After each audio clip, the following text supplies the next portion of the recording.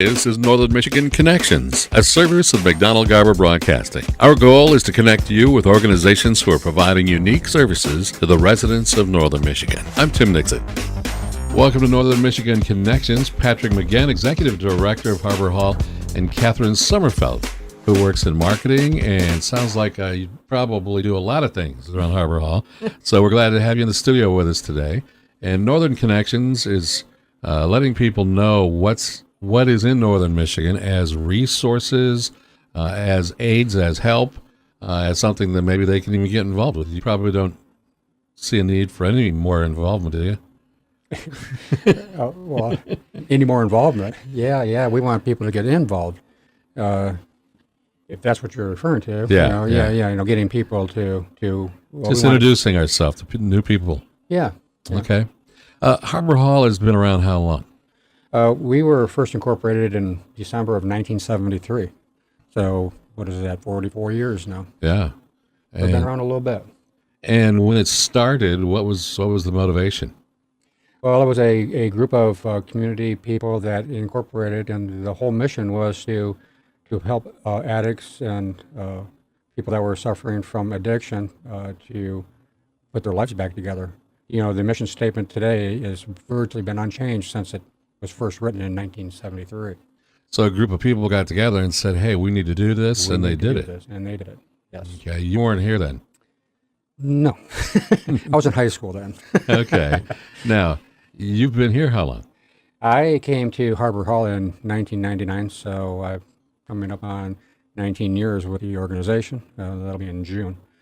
Started off as clinical supervisor, then director of clinical operations, then chief clinical officer, and now CEO of the organization. Harbor Hall is a residential treatment center, but it also has outpatient and various programs for a lot of different things. And I think a lot of people in Northern Michigan, and you said something off the air that I was surprised. You said people from all over the state actually come here. Yes, people from all over the state. Now, we do have our residential facility that is right here in Petoskey, and you know, when you say Harbor Hall, that's what people generally think about is our main residential. But we do have an outpatient office in Sheboygan, fully licensed, accredited outpatient office there. We have a full service outpatient office here in Petoskey, and we also have a full service outpatient program in Charlevoix as well. The residential, which is over on Emmett Street, started off as a mansion on the corner, and you know, back in the old days, I got some pictures of it. It kind of looks like, have you ever seen the Munsters? Yes. 1313 Mockingbird Lane. Well, that's kind of what it looks like. What would it look like back then in 1973? And so, over the years, there's been a lot of things that have happened. It encompasses the one whole city block from Emmett to Elizabeth, Grove to Rush. And there is a main facility which had a couple of additions on it, and now has 40 beds there. And then we have two houses that are connected together on Grove Street that service. They have 12 beds for people that have completed our programs. So that's kind of where we're at today with the site. So Pat, if you mentioned something, when people complete your program, they can still continue to be involved and have a structured place where they can live. Yes.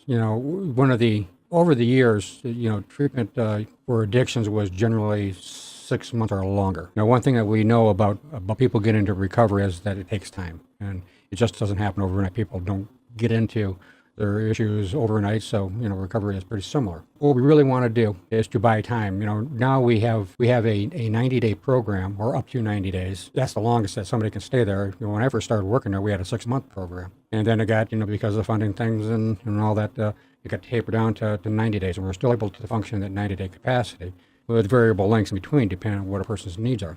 So we have the two sober houses next door, so that when somebody graduates, we can get them next door, and they can stay there up to a year, and getting them integrated into the community, starting to put their lives back in order, getting jobs, taking care of their responsibilities, and the big thing is in a structured environment where it's right on our campus, so there's a high level of accountability that goes along with that.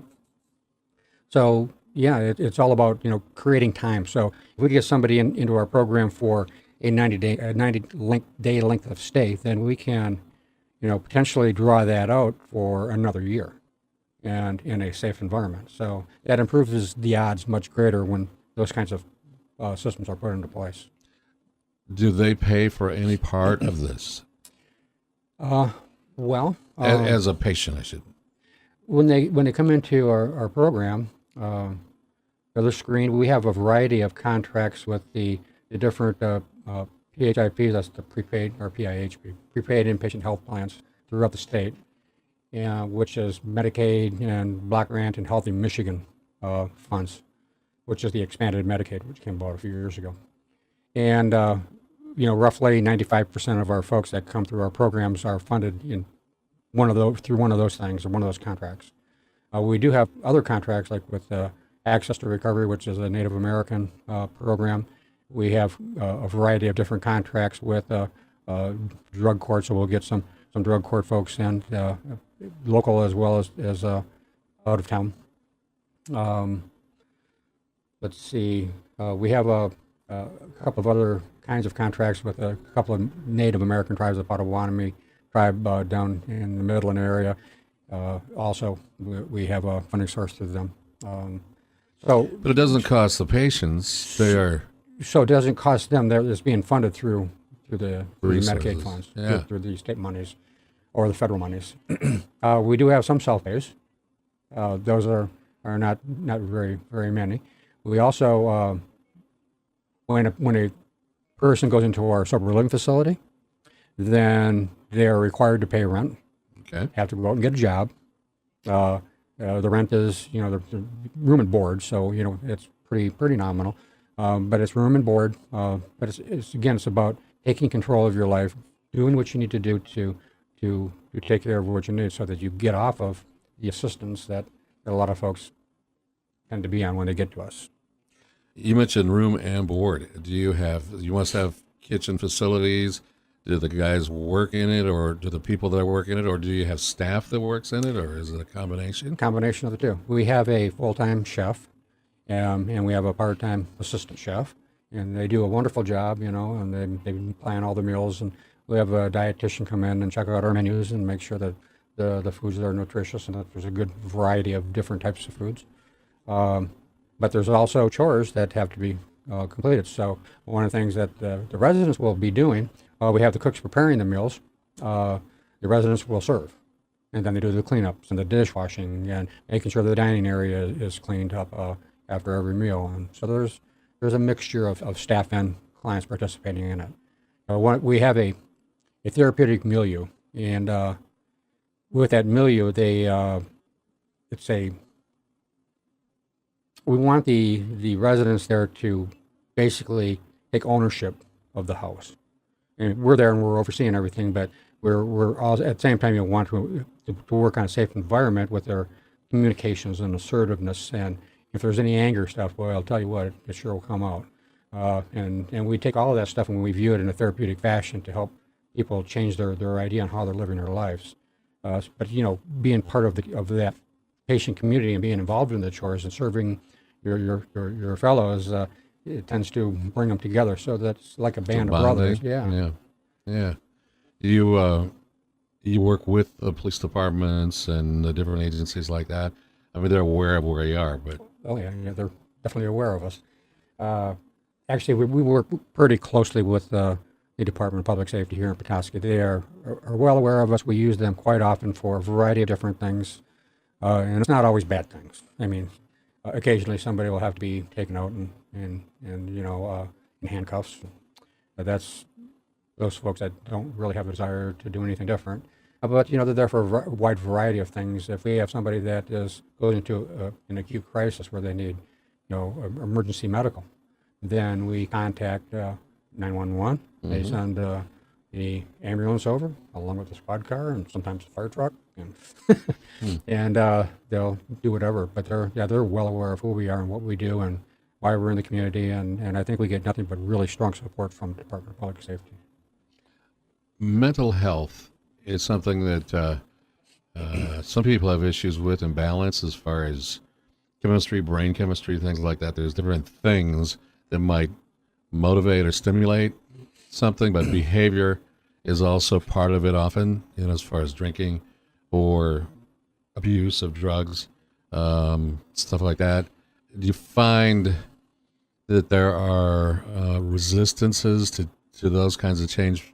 I can't change. They think they can't because I'm just like this. I was born like this. I'm going to be like this my whole life. That's an interesting question. Interesting way of phrasing it. Yeah, we get all kinds of resistance. Sometimes we'll get that kind of mentality where, this is the way I am. I can't change it. I'm damned, and that's just it. But very rarely, when somebody comes in there, they may be in despair, and we want to hopefully instill some hope that you can change your life if you do certain things. We spend the first 2 weeks in a stabilization phase, and during the stabilization phase, we ask clients to, we were monitoring them, we're taking a look at their behaviors, we're making sure they're detoxing, that they're physically able to do the things that we ask them to do. And hopefully that starts to break down some of those resistant things. A lot of times we'll see that kind of a resistance issue, but then where we see the bigger resistance is, I'm not going to change and you can't make me. Mm-hmm. So that seems to be a little more on what we see. But believe it or not, most folks, when they walk in our doors, that they make a conscious choice to come to us. Okay. And they know what we're going to get into. And I've had more than one person tell me that I was referred to Harbor Hall because of how good this program is. I hear all kind of anecdotal kinds of things about Harbor Hall and how far our reputation stretches throughout the state. And I'm very proud to say that we have a strong reputation for the quality of work that we do, and the quality of staff that we have. Now, all our counselors are master's level licensed, prepared clinicians, and all have advanced training in addictions as well. Let's see some of them because they have all classroom, all textbook. They all had perfect lives coming in. How can these guys relate to anybody on staff who doesn't know where I come from? Well, that can be tricky sometimes. We have that was a setup because I know there's people who go into this who had issues and work through them. Yeah, and when we have that kind of a situation come up, they say, well, if you go to a doctor, do you want him to have had heart disease before you want him to operate on your heart? Is that important? Yeah. So, if you have somebody that's trained and they have the background knowledge of it, then, it shouldn't be an issue if you're professional. We also integrate a wide variety of skills within our agency as well. We have people we have recovery coaches, people that have gone through the program. Just as an example, both our cooks, I mentioned them earlier, went through our program. And so we have kind of a funny thing that we talk about is that if there's something going on in the house, it usually happens in the kitchen first. Okay. And that's where you start to see the behaviors coming out, especially when serving is happening. You get, somebody slapping something on your tray, and you get the attitudes start to pop up. Well, we see it in the kitchen. So the cooks are very attuned and astute to the behavioral thing going on in the house, and they even being in the kitchen is therapeutic. So they're addressing the behaviors and they're addressing them on an individual level, and getting these guys to take a look at it. So we have our technicians. I think they're all in recovery. We have a couple of counselors that also are in recovery. I myself, went into recovery back in 1986 is when I first got clean and sober, when I was in the military. And so there is a wide perspective of things that we bring to us. So if somebody says that, and it does come up, say, all right, well, we can still help you. Been there. Been there, done that. Done that, and there is success at the other end. Yeah, absolutely. All right. Well, we're talking to Pat McGinn. He's the executive director of Harbor Hall. And Catherine, we haven't given you a chance to jump in, but when we come back, we're going to do that. She also works with Harbor Hall in marketing and other things. So we're going to take a break, and we'll be right back on the other side on Northern Michigan Connections. By the way, if you'd like to reach Harbor Hall, you can get a hold of them at harborhall.com. You're listening to Northern Michigan Connections, a service of McDonald Garber Broadcasting. Welcome back, Northern Michigan Connections. And from Harbor Hall, we have Patrick McGinn. His mama calls him Patrick. We call him Pat. And he's the executive director. Catherine Sommerfeld works in marketing and some of the development stages of where you're going next. And you guys are involved with Catherine organizations in the community already, like Women's Resource Center, Salvation Army. You bring volunteers over from Harbor Hall for a lot of their events and activities and things that they need, and you've got some ties to the community that I think people are maybe not even aware of.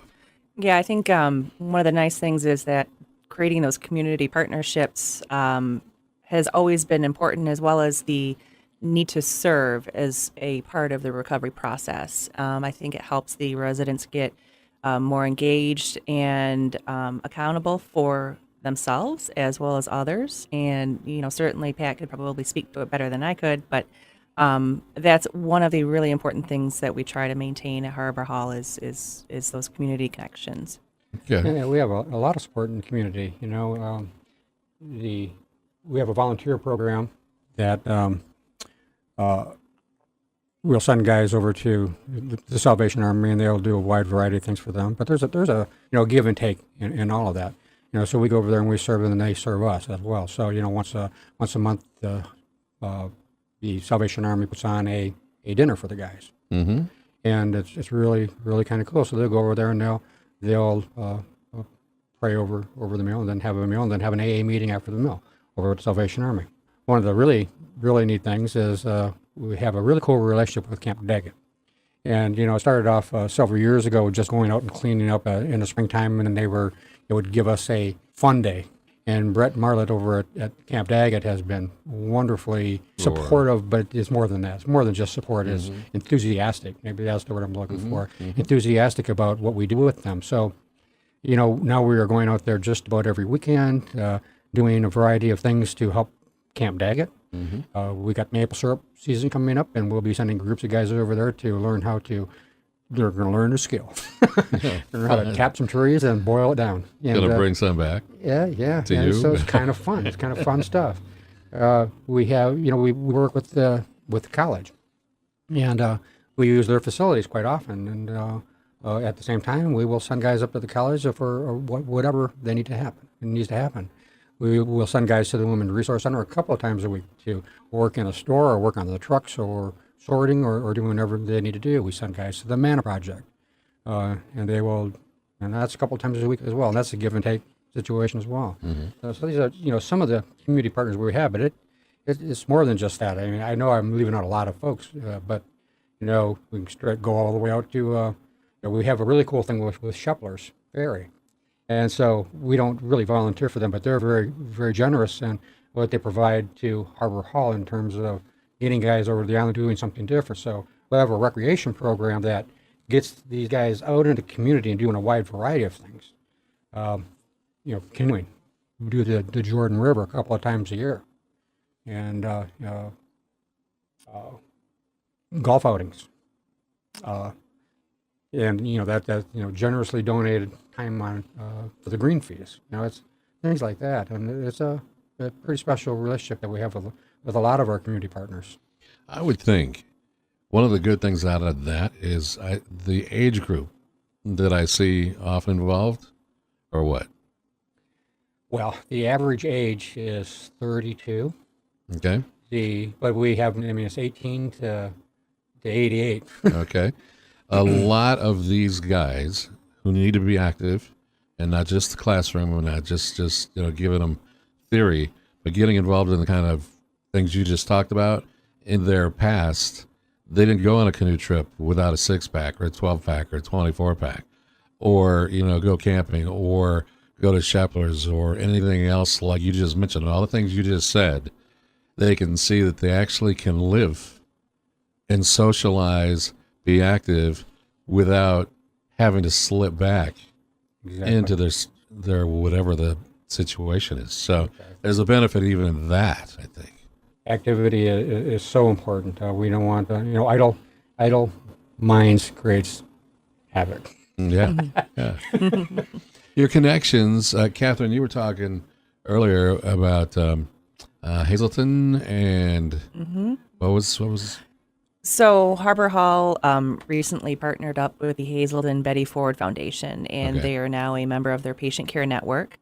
And what that means for Harbor Hall specifically is that their staff and administrators have access to many more clinical tools and educational opportunities to provide better care. But additionally, Hazelden also offers free webinars, materials for the community as well. So we'd like to be able to kind of begin to integrate that a little bit more. It's relatively new partnerships, so trying to kind of get the word out. But it's a great investment for Harbor Hall as well as the community to have those tools at hand. Yeah, I see Hazleton Betty Ford as the standard, the gold standard when it comes to addiction treatment. That they are a very large organization, and what's really nice about this collaborative effort that we have with them is that they came and they vetted us out, and so what that tells me is that we are on a par with Hazleton Betty Ford. Mm-hmm. You know, we're not that size by any means, but we do the same kinds of things. We take a 12-step approach to addiction treatment, but that's not the only approach that is used. That's just a piece of it. You know, so we'll do cognitive behavioral therapies, dialectical behavior therapies, cognitive. We have EMDR, which is eye movement desensitization and reprocessing, the 12-step facilitation things. So there is a wide variety of therapeutic tools that we do use. Okay. And one specifically that you just went out with some other staff, they did a Core 12 training program. And I'll have you speak to that. Yeah, Core 12 is comprehensive opioid replacement, and in conjunction with the 12 steps. And that's the Hazleton model for Medicaid assisted therapy for people with opioid addictive issues. And it's such a huge thing right now. And who'd have ever thought of it? And all of a sudden, boom, you've got people that are dying because they didn't get a grip on it. Right. You know, Too frequently. Yeah. Yeah. Yeah, you know, we've been watching this opioid epidemic happen for 15 years. We've been watching it. It just didn't get Well, publicity. You've seen it grow, though. We've seen it grow and grow and grow and grow and grow. And we were seeing our numbers increase as far as the opioid, all the opioid drugs, including heroin, as they were creeping up. But then the prescription medications were really getting abused. I mean, you really could see it 10 years ago. And now I think that there's some high-profile deaths that happened, and then now that the Surgeon General has come up with their report and classified this as a opioid crisis, which has really been we've been battling it for some time. Over the last 5 years, law enforcement, addiction treatment, and other resources have come together to try to come up with a strategy on addressing this plan. And part of that was, tightening up the prescribing practices, creating the MAP system, which is watching people and how they're getting their medications, and going on these campaigns to make sure that those people that have these kind of drugs in their house are locking them up and keeping them away from their kids. So securing the access. What is it? I would assume that you can't have a 12 or 14 or 16-year-old kid come into your program, but there are kids those ages that are being affected by these Oh yes. opioids and addictions and things that who would expect it, but there it is. They are there. Yeah. Well, and one of the outpatient treatment facilities here in Petoskey deals with just adolescents. Okay. So there is an opportunity for teenagers to get age-specific help, and for their families as well. Do they come through Harbor Hall? I mean, is that where? They contact Harbor Hall, and then they're directed to the appropriate facility. Depending on what the issue is. So. Yeah, we have our outpatient programs that they address the adolescents, but we also have a program over in Charlevoix that is called SHARP, which is Safe Harbor Adolescent Recovery Program, and that's ran by the Charlevoix County Probate Court, and we provide the treatment services, but it's an in-school setting, and these kids that go into that program, they're actually removed from their home, put into foster care in Charlevoix County, and very tightly controlled, tightly monitored. It's like a residential program, only they're using foster care system as the mechanism away from the family. but it's pretty high power impact. And those kids come from all over the state as well, So you are seeing it younger and younger. younger and younger. Heard your commercial that talked about that said basically before age 18, how many have tried? Yeah, those people, I do I gather a lot of data. I've got lots of charts and information. And the average age when somebody starts using, believe it or not, no matter what their initial drug of choice is 10, 11, 12 years old. And then the problems come right behind that at 12, 13, 14 years old, where you start to see the peaks in the numbers. Kind of amazing. You just gave me the willies. It's just not right. No. So Well, it's not going anywhere.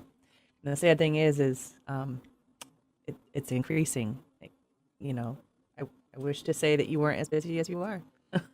Yeah, that's when I got into this and doing this work, it was to help people and to work my way out of a job. But it just gets busier and busier and busier. I mean, there's no shortage of people needing help. A lot of people out there, a lot of people suffering, and there's not a lot of places where they can go.